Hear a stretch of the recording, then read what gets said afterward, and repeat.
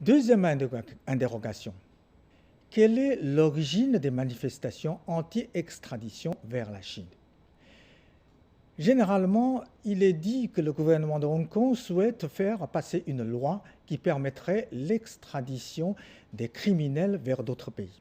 Cela a immédiatement été compris comme une intention de la Chine d'extrader des dissidents politiques réfugiés à Hong Kong. La vérité est tout autre. Le 8 février 2018, un couple hongkongais, Pan Xiaoying et Chen Tongjia, sont partis en voyage à Taïwan. Le 16 février, une violente dispute éclate entre les deux amoureux et Chen Tongjia étrangle Pan. Et il abandonne le corps et retourne à Hong Kong.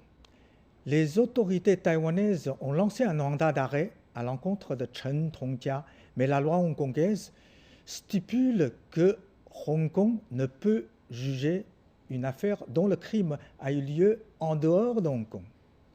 Hong Kong ne peut que poursuivre Chen Tongjia pour vol de carte de crédit, vol de téléphone.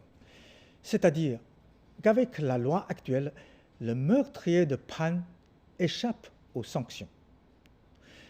Le 12 février 2019, la mère de Pan a déclaré lors d'une conférence de presse qu'elle souhaite que Hong Kong modifie la loi pour que Chen Tongjia puisse être jugé pour son crime. Le lendemain, les autorités de Hong Kong ont annoncé vouloir modifier l'ordonnance sur les criminels fugitifs. J'aimerais insister sur un point. Les modifications de cette ordonnance portent sur les crimes reconnus internationalement. Cela exclut donc la possibilité d'extrader des dissidents politiques. En fait, la modification de l'ordonnance sur le criminel fugitif est simplement un moyen pour Hong Kong de parfaire son système législatif et d'éviter, comme c'est le cas aujourd'hui, de faire office de paradis pour les criminels internationaux, comme Chen Tongjia.